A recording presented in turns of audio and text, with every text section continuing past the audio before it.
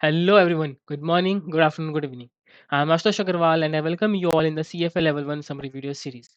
So today we are going to start with reading number 46 from the equity topic and which talks about the industry and the competitive analysis. Correct. So basically we'll be understanding कि किसी भी organization को किसी भी company को which industry से वो belong करती है and उसी particular industry में what are the growth factors, what are the risk factors and how the pestle analysis हम will be understanding the pestle analysis and the porter के 5 forces कि उसके अंदर bargaining power customer की कैसी है, bargaining power supplier की कैसी है, तो proper analysis करेंगे industry का and जो particular organization है वो उस कंपनी मतलब उस पर्टिकुलर किस इंडस्ट्री में बिलोंग करती है, कैसे डिस्ट्रीब्यूट करना है ऑर्गेनाइजेशन को अगर वो मल्टीपल बिजनेसेस में डील कर रही है, so we will be understanding from the industry और कंपटीशन एनालिसिस ओवरऑल कैसे करना है. So without any further delay let's get started. So point number one talks about the industry analysis and the in steps involved. The industry का analysis मुझे क्यों करना है? First of all जो भी industry है and जो competition analysis the competitive analysis which I'm trying to do is a macro approach. Obviously it's a macro approach और as a whole आप try कर रहे हैं देखने का and इसमें analyze करते हैं what are the drives the industry ऐसे कौन कौन से factors हैं what which are affecting the industry size उसके profit को and the market share and we will determine the company's position in a particular industry. उस particular industry for example if I'm talking about the FMCG industries जो हम बात कर रहे हैं तो FMCG के अंदर हम बात करते हैं कि Jubilant food for example Domino's जो अपनी पिज्जा इंडस्ट्री जो FMCG इंडस्ट्री उसके अंदर किस पोजीशन पे वो है, उस इंडस्ट्री का साइज क्या है, प्रॉफिट्स वहाँ पे क्या-क्या है, मार्केट शेयर, मार्केट साइज कितना बड़ा है. So will be understanding each and everything and it's a macro approach. Within the industry differences हो सकते हैं in the profitability among the participant. For example there's a Pizza Hut and there's a Domino's, so the profitability of Pizza Hut and Domino's can be drastically different. Correct, क्योंकि because हर किसी का business model, हर किसी का company size and the competitive strategy will be different, but yes they belong to the same industry के अगर हैं तो company position will be checking कि Pizza Hut किस position पे है, Domino's या फिर Jubilant Foods किस position पे है and उसके अंदर profitability सबकी कैसी है, सबके profits कैसे, industry का particular size कैसा and डोमिनोज का कितना मार्केट शेयर एंड पिज्जा हट ने कितना मार्केट शेयर कैप्चर किया हुआ है. नाउ अब हम बात करते हैं there is a 5 step process and पूरी की पूरी रीडिंग आपकी इन 5 स्टेप्स में ही कवर्ड है. सो ये 5 स्टेप्स हम स्टेप बाय स्टेप पढ़ेंगे.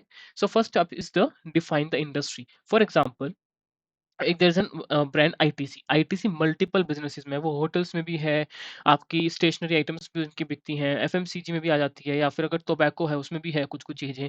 सो आईटीसी अगर कोई ब्रांड है, so ITC is in multiple industry के प्रोडक्ट्स को सेल कर रही है. तो सबसे पहले मुझे दिखना पड़ेगा कि आईटीसी किस इंडस्ट्री को बिलोंग करती है. If I am just trying कि मैं इंडस्ट्री एनालिसिस अगर मुझे करना है तो आप सबसे पहले डिफाइन करो कि किसी पर्टिकुलर ऑर्गेनाइजेशन को, किसी भी पर्टिकुलर कंपनी को एक इंडस्ट्री के लिए कि yes the particular organization belongs to this particular industry. So first we'll be defining that. Second is a survey. Now I'll be doing a survey of the industry जिसके अंदर I will be checking कि उसका size क्या है industry का, उसकी growth rate कैसी है, प्रॉफिटेबिलिटी क्या है, प्लस ऐसे क्या क्या ट्रेंड चल रहा है मार्केट में उस पर्टिकुलर इंडस्ट्री में. Now I will be analysing the industry कि उस पर्टिकुलर इंडस्ट्री में फॉर एग्जांपल एफएमसीजी हो गया या फिर कोई भी फुटवेयर ब्रांड का अगर हम कुछ भी लेते हैं तो उस पर्टिकुलर इंडस्ट्री में बार्गेनिंग पावर सप्लायर्स की कैसी है, कस्टमर की कैसी है, राइवलरी अमंग कॉम्पिटिटर्स कैसा है, threats of substitute and everything. There are the five forces which will be analysing कि इंडस्ट्री में क्या है, इंडस्ट्री के विद इन क्या चल रहा है. करेक्ट, इंडस्ट्री के विद इन क्या चल रहा है, पोर्टर के 5 फोर्सेस एनालाइज करेंगे एंड बाहर से कौन-कौन से फैक्टर्स हैं जो मेरी पर्टिकुलर इंडस्ट्री को इफेक्ट कर सकते हैं. Then I will be understanding और examining the external influences. So इसके लिए पेस्टल हमारा एक मॉडल होता है जिसके अंदर political, economical, social, technological, legal, environmental वो सब हम फैक्टर्स को चेक करेंगे. Then we will be analysing the companies की कॉम्पिटिटिव स्ट्रेटेजी है. अब तक हमने इंडस्ट्री के बारे में पढ़ा, इंडस्ट्री को डिफाइन किसी भी ऑर्गेनाइजेशन को इंडस्ट्री में डिफाइन किया. उसके बाद हमने इंडस्ट्री का सर्वे किया, इंडस्ट्री कैसी है, उसका साइज क्या है, ग्रोथ रेट कैसा है, प्रॉफिटेबिलिटी क्या है, उसके ट्रेंड्स क्या है. देन हमने इंडस्ट्री को एनालाइज किया कि विद इन द इंडस्ट्री उसके पोर्टर के 5 फोर्सेस के बेसिस पे एनालिसिस किया एंड एक्सटर्नल फोर्सेस को भी एग्जामिन किया पेस्टल एनालिसिस के मॉडल्स के बेसिस पे. देन हमने कंपनी को एनालाइज किया कि कंपनी की कॉम्पिटिटिव स्ट्रेटेजी क्या है, उस company with in the industry वो कैसे परफॉर्म कर रही है, अपने आप को कंपनी कैसे फिट करती है उस इंडस्ट्री में, और ऐसी क्या कॉम्पिटिटिव एडवांटेज है ऑफ ईच कंपनीज कि वो अपने आप को एक स्टैंड आउट कर पा रहे हैं एक पर्टिकुलर इंडस्ट्री में. So this is a 5 step model जो हम इंडस्ट्री कॉम्पिटिटिव एनालिसिस करेंगे. Now, when we look at the step number one, which talks about the define the industry, सबसे पहले आपको कंपनी को डिफाइन करना पड़ेगा कि to which industry that particular company or organization belong.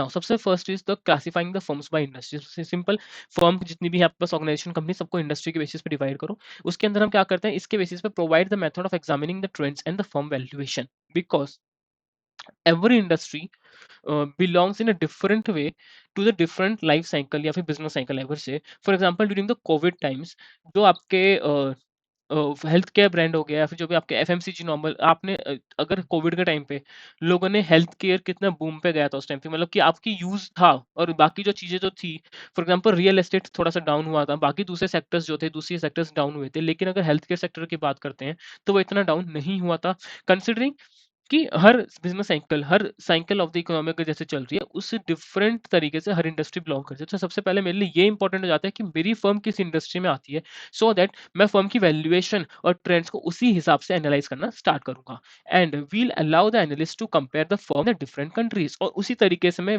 With in the comparison दूसरी firm से भी कंपेयर कर पाऊंगा अपनी कंपनी को, अपनी फर्म को, and outside the country, outside the world as well, मतलब with over the globe I will be able to compare. Analyst को ये अलाउ करता है. तो इसके लिए इसलिए हम बोलते हैं कि डिफाइन करना आपको जरूरी है. And when we talk about the commercial classification, तो कंपनीज को हम बोल सकते हैं कि group based on the products and services offered, उसके बेसिस पे हम कर सकते हैं. तो कंपनीज क्या होते हैं, एक बेसिकली ग्रुप हो गया. Companies is a group of the group हम करते हैं based on the products and services के बेसिस पे हम इनको डिफाइन करते हैं. And when we talk about the sector, तो what do you mean by sector is a group of similar industry. तो सिमिलर इंडस्ट्रीज जो हो गई, जितनी भी इंडस्ट्री में जो सिमिलर हैं, उनको अगर मैं एक जगह कर दूं तो that's a particular sector. For example health care sector, health care के अंदर it's not only about the doctors, उसके अंदर डॉक्टर्स भी हैं, हॉस्पिटल्स भी हैं, फार्मास्यूटिकल ब्रांड्स भी हैं. So everything is will be covered. तो हॉस्पिटल एक सेक्टर अपने आप में एक इंडस्ट्री हो गई, डॉक्टर्स अपने आप में हो गए, फार्मा फर्म जो फॉर एग्जांपल हो गए, जो भी मेडिकल मेडिसिन आती हैं वो अपना में फार्मा फर्म्स हो गए, एंड एवरीथिंग. सो दीज अगर मैं सारी इंडस्ट्री को एक जगह कैप्चर कर दूं, ग्रुप कर दूं सिमिलर इंडस्ट्रीज का, तो एक सेक्टर बन जाता है. जैसे for example is health care sector. अभी क्लासिफाई कैसे करना है फर्म को, ये एक इंपॉर्टेंट चीज है. एक बार इसको दिमाग से समझ लो, ढंग से समझ लो प्रोसेस क्या है फर्म को क्लासिफाई करने का. So first one talks about the company has a single segment और अ बिजनेस लाइन. कंपनी एक ही सेगमेंट में डील करती है, एक ही बिजनेस लाइन में डील करती है, फिर तो शॉर्ट शॉर्ट हो गया, उसमें कोई दिक्कत नहीं आएगी आपको. तो classify firm based on the single segment और द बिजनेस लाइन, उसके अंदर ऐसा प्रॉब्लम नहीं है. बट अगर मल्टीपल बिजनेसेस हैं, if the company is dealing into multiple segment और multiple business lines, for example ITC, तो उसके लिए हम क्या करते हैं, सबसे पहले आपको सेगमेंट में उस बिजनेस लाइन उस सेगमेंट के लिए बिलोंग करेगी, उसी सेगमेंट के लिए बिलोंग करेगी जहां से उसकी सेल मोर देन 60% है. 60% और मोर देन 60%, मैंने क्या बोला, 60% और मोर देन 60% रेवेन्यू जिस भी बिजनेस लाइन से आ रहा है, जिस भी सेगमेंट से, जिस भी बिजनेस लाइन से मोर देन 60% और मोर देन 60% अगर आपको रेवेन्यू जनरेट हो रहा है, so your firm belongs to that particular industry only. लेकिन अगर ऐसा नहीं है, मोर देन 60 या 60 से ज्यादा है, ऐसी कोई भी बिजनेस लाइन मेरे को जनरेट नहीं करके दे रही है, so I will classify the firm based on the segment और बिजनेस लाइन जहां से मेरा मोर देन 50% ऑफ रेवेन्यू है, या फिर प्रॉफिट मेरा 50% से ज्यादा है वहां पे मिल रहा है. यहाँ पे मैंने मोर देन बोला है, नॉट इक्वल टू बोला. So more than 50% of revenue, total assets या प्रॉफिट जिस भी सेगमेंट से, जिस भी बिजनेस लाइन से आ रहा है, मैं उसको उसी इंडस्ट्री को बता दूंगा. लेकिन अगर ऐसा नहीं है तब भी ऐसा नहीं है, और अगर ऐसा नहीं हो पा रहा, अगर कोई भी ऐसी कोई भी क्राइटेरिया मेरा 60% more than 60% of the revenue वाला टेस्ट मीट ही नहीं हुआ, तो मैं आ जाऊंगा 50% मोर देन किसी भी ऐसी बिजनेस लाइन से, किसी भी ऐसी सेगमेंट से जहां से मेरा प्रॉफिट मोर देन 50% है, रेवेन्यू मोर देन 50% या टोटल एसेट्स मैंने जो हेल्ड किया मोर देन 50% है टोटल के, तो भी अगर उसी सेगमेंट में मैं डिस्ट्रीब्यूट कर दूंगा. लेकिन अगर ऐसा नहीं हो रहा तब भी, तो मैं फिर मैं अपनी डिस्क्रिशन यूज करूंगा, क्लासीफाई कर दूंगा एज अ मल्टी फैक्टर या कॉन्ग्लोमरेट, उसे यूज कर देंगे. सो it's basically discretion basically depend करता है, सॉरी, डिपेंड करता है मार्केट के परसेप्शन के ऊपर, growth rates of the segment के ऊपर एंड बिजनेस मॉडल के ऊपर. तो it's upon your discretion only कि अब उसको आपको कैसे डिफाइन करना है, किस इंडस्ट्री में डिफाइन करना है. तो सिंपल, अगर सिंपल सिंगल लाइन तो सिंगल कोई दिक्कत नहीं, मल्टीपल है तो दिक्कत है. फिर आपको सोचना पड़ेगा कौन सी ऐसी सेगमेंट है, कौन सी ऐसी बिजनेस लाइन है जो मेरे को मोर देन 60% और मोर देन 60% रेवेन्यू जनरेट करके दे रही है. तो उस पर्टिकुलर सेगमेंट के बेसिस में इसी इंडस्ट्री में डिफाइन कर देंगे. अगर ऐसा नहीं हो पा रहा, then I will classify based on the segment of business line जहां से मेरे को मोर देन 50% ऑफ रेवेन्यू और प्रॉफिट और एसेट जहां पे मेरे पास है, तो उसी इंडस्ट्री में ये चली जाएगी. अगर ऐसा नहीं हो रहा, अगर ये टेस्ट भी मीट नहीं हुआ, then I will use my discretion या फिर उसे आइडेंटिफाई कर देंगे एज अ मल्टी इंडस्ट्री और अ कॉन्ग्लोमरेट. मूविंग फॉरवर्ड, अब उसके पोटेंशियल लिमिटेशन क्या है क्लासिफिकेशन सिस्टम की, कि एक तो इनअप्रोप्रिएट ग्रुपिंग भी हो सकती है, यहाँ पे एक हमारे पास एक बैरियर आता है, या फिर कंपनी अगर सेल कर रही है multiple product, for example IT से अगर हम बात करते हैं, तो यहाँ पे थोड़ी सी दिक्कत आती है कि आपको क्लासीफाई किस पर्टिकुलर इंडस्ट्री में करना है. देन ज्योग्राफी के बेसिस पे डिपेंड कर सकते हैं, ग्रुपिंग भी चेंजेस हो सकती है बार बार, कि हो सकता है 60% के क्राइटेरिया के हिसाब से किया है, नाउ अभी हमारी जो इंडस्ट्री है या जो बिजनेस सेगमेंट है वहां से 60% ऑफ रेवेन्यू नहीं जनरेट हो रहा है, अब किसी और बिजनेस लाइन से, किसी और सेगमेंट से more than 60% of revenue generate हो रहा है, तो आपको उस हिसाब से ग्रुपिंग भी चेंज करनी पड़ेगी. ठीक है जी। Now what are the other ways to group the company? सबसे पहले हमने बिजनेस लाइन के बेसिस पे किया, अब दूसरे तरीके क्या हैं ग्रुप कंपनीज को ग्रुप करने के। सो ग्रुपिंग अदर देन प्रोडक्ट और सर्विसेज। अब तक मैंने प्रोडक्ट और सर्विसेज के बारे में किया कि जिस प्रोडक्ट एंड सर्विसेज में डील कर रहे हैं उसी प्रोडक्ट में कर दो। अगर सिंगल है, अगर मल्टीपल सेगमेंट्स है, मल्टीपल बिजनेस लाइन है, तो ग्रुपिंग हम जो प्रोडक्ट और सर्विसेज के बेसिस पे कर रहे थे, हमने 60% रेवेन्यू एंड एवरीथिंग देख लिया। अभी मैं जो ग्रुपिंग कर सकता हूँ प्रोडक्ट और सर्विसेज के अलावा, वो बोलता हूँ मैं सबसे पहले ज्योग्राफी बेस्ड कर सकता हूँ। Geography based in the sense कि कोई developed economies, emerging economies, developing economies, तो ग्रुप बाय द कंट्रीज में उनको कर सकता हूँ। Can assign categories such as developed, emerging और the frontier economies. Now countries में अब कुछ कंट्री की मानी जाएगी वो कंपनी, हो सकता है कि वो जो कंपनी है वो रजिस्टर कहीं और पे हो, एंड द बिजनेस जो वहाँ पे जो मेनली उसका बिजनेस हो रहा है वो किसी और कंट्री में हो रहा हो। तो क्योंकि आप कंट्री बेसिस ग्रुपिंग कर रहे हो, तो किस कंट्री की मानी जाएगी, जहाँ पे वो रजिस्टर्ड है या जहाँ पे वो एक्चुअली में अच्छा खासा बिजनेस कर रही है। तो आई वुड से जहाँ पे वो रजिस्टर्ड है, मुझे को फर्क नहीं पड़ता कि बिजनेस कहाँ पे कर रही है। आई एम कंसर्न जहाँ उस कंट्री से जहाँ पे वो हेडक्वार्टर है, जहाँ पे वो रजिस्टर्ड है। So when the company is headquarter और listed on exchange, even if business most of it is elsewhere, चाहे उसका बहुत सारा बिजनेस किसी और कंट्री में क्यों ना हो, मैं उसे उसी कंट्री का मानूंगा जहाँ पे उसका हेडक्वार्टर है या जहाँ पे वो लिस्टेड ऑन द एक्सचेंज है।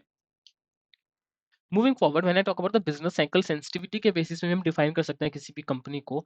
For example there are two तरीके से हो सकते हैं। एक तो हो सकता है डिफेंसिव कंपनी, हम उसको बोल सकते हैं, या फिर हम उसको बोल सकते हैं साइक्लिकल कंपनी। डिफेंसिव कंपनी वो होती हैं, डिफेंसिव कंपनी वो मानी जाती है बेसिकली जिनके गुड्स एंड सर्विसेज, जिनके लिए demand is relatively stable over the business cycle, जिनके लिए डिमांड रिलेटिवली स्टेबल रहती है over the business cycle. For example मैं खाने पीने की ही बात करते हैं, फॉर एग्जांपल सॉल्ट होगी, आप खाना तो नहीं छोड़ सकते ना, आप चाहे कैसी भी इकोनॉमी, चाहे रिसेशन में क्यों ना हो, चाहे रिसेशन में क्यों ना, हाँ ऑब्वियसली फर्क पड़ेगा, बिजनेस ऊपर नीचे होगा, कोई डाउट नहीं है, बट इतना नहीं होगा कि बिल्कुल ही इंडस्ट्री ही चलनी बंद हो जाए। खाने पे आप कुछ भी हो जाए, कुछ भी हो जाए, खाना पीना नहीं छोड़ोगे, तो वैसे ही हो गया कि ऐसी आप उस कंपनी, आप एक ऐसी कंपनी हो जो ऐसा गुड्स या ऐसी सर्विसेज प्रोड्यूस कर रहे हैं, ऐसी सर्विस आप रेंडर कर रहे हैं जिसकी डिमांड एक रिलेटिवली स्टेबल रहेगी, चाहे कैसी भी बिजनेस साइकिल क्यों ना आ जाए। फॉर एग्जाम्पल हेल्थ केयर हो गया, कोविड के टाइम पे दूसरे बिजनेसेस बिल्कुल बंद थे, but hospitals and health care जो सेक्टर था हमारा बेसिकली, वो भी रनिंग था, इतना बंद नहीं हुआ कि बिल्कुल ही सब कुछ बंद हो गया, कोई सेल्स नहीं हो रही, ऐसा कुछ नहीं था, everything was on the track. तो हेल्थ केयर सेक्टर हो गया, यूटिलिटीज हो गया, टेलीकम्युनिकेशन हो गया, आप फोन करना तो बंद नहीं करोगे ना, चाहे किसी भी सिचुएशन क्यों ना हो, आप थोड़ी चीजें कम कर दोगे, बट ऐसी चीजें जो है जिनकी डिमांड रिलेटिवली स्टेबल रहती है, चाहे कैसी भी बिजनेस साइकिल क्यों ना चल रही हो, and these are required for the day to day living. For example इसमें बोला, for example salt, basic example salt मान लो, तो सॉल्ट आपको चाहिए ही चाहिए, डे टू डे लिविंग के लिए आपको चाहिए ही। आप चाहे रिसेशन में हो, चाहे बूम में हो, आपकी इकोनॉमी बिजनेस साइकिल कैसे भी चल रही हो, ये इनकी डिमांड रिलेटिवली स्टेबल रहती है, ऊपर नीचे होगी बट इतनी नहीं होगी, and demand is not affected significantly by the business cycle stage, उससे फर्क नहीं पड़ता है। सो डिफेंसिव कंपनी जो होती है बेसिकली लोन सेंसिटिव होती है, and these are basically the growth companies. Moving forward, they are the cyclical companies. अब हम बात करते हैं साइक्लिकल कंपनीज के बारे में जिनकी डिमांड अच्छी खासी डिपेंड होती है on the stage, they are the highly dependent on the stage of the business cycle. Demand economy में कुछ भी ऊपर नीचे होगा ना, बिजनेस साइकिल जैसी ऊपर नीचे होगी, आपकी सेल, आपकी डिमांड पे अच्छा खासा फर्क पड़ेगा।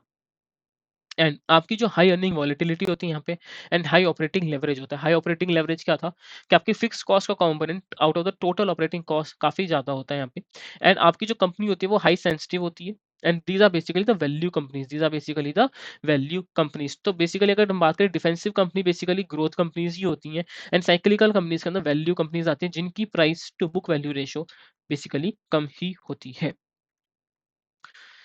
तो हमने किस तरीके से बांटा, ज्योग्राफी के बेसिस पे मैंने डिस्ट्रीब्यूट कर दिया कंपनीज को, बिजनेस साइकिल सेंसिटिविटी ग्रुपिंग कर दी, developing sorry defensive companies and the growth company cyclical companies. उसके बाद हम बात करते हैं फाइनेंशियल मेजर के बेसिस पे हम कैसे कर सकते हैं। फाइनेंशियल मेजर के बेसिस पे based on the company size, for example जैसे हम बोलते हैं कि लार्ज कैप कंपनीज हो गई, mid cap company, small cap, so हम ग्रुपिंग कर रहे हैं basis on the company size. For example the market capitalization के बेसिस पे मैं कर रहा हूँ, मैं valuation profitability growth rate upon sales के बेसिस पे भी कर सकता हूँ, but is just a financial measure. आपको भी फाइनेंशियल मेजर उठा के आप उसके बेसिस पे आप अपनी कंपनीज को ग्रुपिंग कर रहे हो। यहाँ पे जो स्टैटिस्टिकल मेथड जो आप यूज कर सकते हो यहाँ पे फाइनेंशियल मेजर के लिए, वो एक क्लस्टर एनालिसिस है। बेसिकली आप इसमें पे ग्रुप करते हो firms historically had the high correlated return, तो हिस्टोरिकली जिनकी हाई कोरिलेटेड रिटर्न्स थी, उनके बेसिस आप ग्रुपिंग कर रहे हो। एंड ये स्टैटिस्टिकल मेथड जिसको हम बोलते हैं, इसको हम बोलते हैं क्लस्टर एनालिसिस करना। और फोर्थ तरीका जिसके बेसिस पे आप ग्रुप कर सकते हो कंपनीज को, उसको हम बोलते हैं ईसीजी फैक्टर। यस, क्योंकि ईसीजी आज के टाइम पे थोड़ा सा ट्रेंडिंग में है कि everyone is about concern about the environmental, social and governance causes. So ECG characteristics such as the ratio of carbon emission के बेसिस पे टू रेवेन्यू क्या है, level of personal diversity and the use of green production. For example हम बोलते हैं कि using the ECG scores आपने उनको कंपनी को ग्रुपिंग किया हुआ है। So these are the four method other than the product and services जिसके बेसिस पे आप ग्रुपिंग कर सकते हो: geography, business angle sensitivity, financial measure and the ECG factors.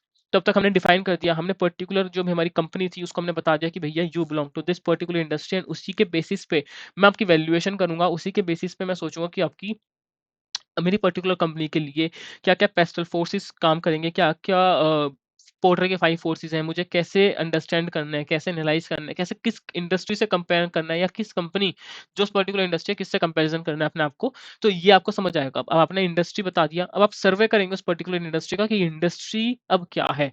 ठीक है जी। तो इंडस्ट्री का जो स्टेप 2 आता है, step 2 is basically about the survey of the industry. अब आप सर्वे करेंगे इंडस्ट्री का। इंडस्ट्री का सर्वे मतलब बोले तो इंडस्ट्री का साइज़ क्या है, उस इंडस्ट्री की ग्रोथ क्या है, प्रॉफिटेबिलिटी क्या है एंड मार्केट शेयर क्या है। सो इंडस्ट्री का साइज़ बेसिकली क्या होता है, it's the total of the annual sales of the product और the customer perspective, not always same as the total of annual sales of all the companies as they might be dealing in the multiple product. Simple as that. जो आप यहाँ पे क्या कर रहे हैं कि आप फॉर एग्जांपल एफएमसीजी की ब्रांड हो गई, एफएमसीजी सेक्टर्स के अंदर जितनी भी कंपनीज हैं आपकी, उन सबकी सेल्स का आप टोटल कर देंगे। बट आप ऐसा नहीं कि सबके पी&एल अकाउंट में जो टोटल सेल्स आ रहे हैं टोटल टोटल सेल्स का आप ऐड करेंगे, नहीं। एफएमसीजी सेक्टर है तो हो सकता है कंपनी जो है, जो भी इंडस्ट्री जिस भी कंपनी का आप टोटल कर रहे हैं, वो मल्टीपल प्रोडक्ट्स में डील कर रही हो, मल्टीपल लाइन्स में डील कर रही हो, तो only the sale which is related to particular FMCG sector only, उसी का आप टोटल करोगे। तो आप जब सारी प्रोडक्ट्स एंड जब आप सारे कंपनीज के उन एफएमसीजी सेक्टर का आप टोटल करोगे, तो जो एनुअल सेल आपके पास आएगी, total annual sale of all the firms जो उस पर्टिकुलर इंडस्ट्री में है, you will be able to get the firm size. लेकिन ऐसा भी हो सकता है कि क्योंकि यहाँ पे आप कुछ एंटिटीज ऐसी होंगी जिन्होंने अपनी सेल्स को रिपोर्ट नहीं किया हुआ है, they are the unlisted companies है, छोटे स्केल पे रन कर रही हैं, जिनका डेटा एक्सेसिबल नहीं है। तो हम हो सकता है कि इंडस्ट्री जो साइज हम निकालते हैं, basically it's on an average रफली आइडिया होता है कि यस इस पर्टिकुलर इंडस्ट्री इतनी साइज की है, बट वो एक्यूरेट नंबर हमेशा आपको नहीं मिलेगा। उसके बाद हम बात करते हैं इंडस्ट्री का। मुझे ग्रोथ कैरेक्टरिस्टिक्स भी देखनी पड़ेगी कि इंडस्ट्री की ग्रोथ रेट क्या है। So growth rate is basically the annual rate each year क्या है, और the compound annual growth rate of the several years हम निकाल के चलते हैं कि भैया इस इंडस्ट्री की ग्रोथ ऑन एन एवरेज किस रेट पे हो रही है। उसके बाद हम क्लासिफाई करते हैं इंडस्ट्रीज को, ग्रुप्स को, basically the growth industries and the mature industries. फिर ग्रोथ कैरेक्टरिस्टिक्स के बेसिस पे मैं अपनी इंडस्ट्री को डिफाइन कर सकता हूँ, whether it's a growth industry और it's a mature industry. Mature industry क्या होता है कि बेसिकली सैचुरेशन पहुंच गई है, अब उसमें इतने बूम के चांसेस नहीं है, बट अब आपको अपना मार्केट शेयर मेंटेन करना है। एक होती है ग्रोथ इंडस्ट्री जिसके अंदर अभी भी बहुत सारा स्कोप है अपने आप को एक मार्केट स्पेस कैप्चर करने का, एक मार्केट शेयर कैप्चर करने का। तो यहाँ पे ग्रोथ में क्या होता है, बहुत चेंजेस होने के चांसेस ज्यादा होते हैं कि आप अभी एक तरह से गेम अभी बाकी है, पिक्चर अभी बाकी है, तो यहाँ पे आप जितना अच्छा मेहनत करेंगे उतना ज्यादा आप ग्रो करेंगे, उतना ज्यादा मार्केट शेयर आप कैप्चर कर पाएंगे। एंड ये सैचुरेशन पॉइंट तक ऐसा नहीं पहुंची है। नाउ उसके बाद में इंडस्ट्री की प्रॉफिटेबिलिटी, तो अब तक इंडस्ट्री का साइज देख लिया, इंडस्ट्री की ग्रोथ देख ली, अब इंडस्ट्री की प्रॉफिटेबिलिटी मुझे चेक करनी है। तो what I will be doing is based on the return on invested capital. Invested capital ROIC क्यों इंपॉर्टेंट हो जाता है, क्योंकि आरसी के अंदर आप डेट और इक्विटी में क्लासिफिकेशन नहीं करते हैं, आफ्टर टैक्स मैट्रिक्स होता है बेसिकली। इसके अंदर net income upon the average invested capital देखते हैं, and this is independent of the capital structure. ROIC is independent of capital structure. मुझे फर्क नहीं पड़ता कि कितनी डेट मैंने लगाई हुई है, कितनी इक्विटी लगाई हुई है, बस आई एम जस्ट कंसर्न कि टोटल कैपिटल से मैं कितनी इनकम जनरेट कर पा रहा हूँ। सो इंडस्ट्री की प्रॉफिटेबिलिटी के लिए आई will B checking the rate on invested capital, return on invested capital, ROIC निकालेंगे। And it is impracticable to estimate the ROIC for private companies as I mentioned, क्योंकि आपके पास जो डेटा है, financial data as such accessible नहीं होता है, report भी नहीं होता है। And to overcome this challenge what I will be doing in case of the private companies, हम मान के चलेंगे कि उनकी प्रॉफिटेबिलिटी कहीं ना कहीं पब्लिक ट्रेडेड प्लेयर्स के आसपास ही होती है और उनके सिमिलर ही होगी। नाउ हमारा गोल क्या होता है basically, to determine if there are any clear trends increasing decreasing और स्टेबल इंडस्ट्री प्रॉफिट। तो हमारा डिटरमाइन करने का हमारा बेसिकली गोल ये होता है कि हमें ये पता चल पाए कि क्या कोई पता चल पा रहा है हमें कि इंडस्ट्री के प्रॉफिट्स इंक्रीजिंग साइड पे हैं, डिक्रीजिंग साइड पे हैं, या फिर on an average stable industry है, ताकि मैं डिफाइन कर पाऊँ इंडस्ट्री की ग्रोथ को एज अ ग्रोथ इंडस्ट्री में पास हम डील कर रहे हैं या फिर मेच्योर इंडस्ट्री के एक पार्ट है। मैंने इंडस्ट्री का साइज़ देख लिया। अब जब मैंने इंडस्ट्री का साइज़ देख लिया, so what I will be thinking कि मैं अपना देखूँ कि मेरा मार्केट शेयर क्या है उस पर्टिकुलर इंडस्ट्री में? क्या मैं अच्छा खासा एक लीडर हूँ उस पर्टिकुलर इंडस्ट्री के अंदर, या फिर मैं जस्ट एक तरीके से एक पार्ट हूँ और लीडर्स कोई और है? मेरी पोज़ीशनिंग क्या है उस पर्टिकुलर इंडस्ट्री के अंदर? सो वो भी हम चेक करेंगे। उसके लिए मुझे खुद का मार्केट शेयर निकालना पड़ेगा, और खुद के मार्केट शेयर निकालने के लिए हम कंपनी की एनुअल रेवेन्यू कितनी हो रही है उस पर्टिकुलर इंडस्ट्री के लिए, उस पर्टिकुलर इंडस्ट्री में हमारी एनुअल रेवेन्यू क्या है, divide by the industry size. So market share is an estimate obviously, क्योंकि एग्जैक्ट नहीं होता, क्योंकि आपको जो इंडस्ट्री साइज है वो भी आपका एस्टिमेटेड ही है। तो कहीं ना कहीं आपको जो मार्केट शेयर निकलेगा बट एस्टिमेटेड निकलेगा, एग्जैक्ट नहीं निकलेगा, but somewhere you will be getting an understanding कि आपकी पोजिशनिंग क्या है उस पर्टिकुलर इंडस्ट्री में, और कितना अभी स्कोप है आपके पास ग्रो करने का।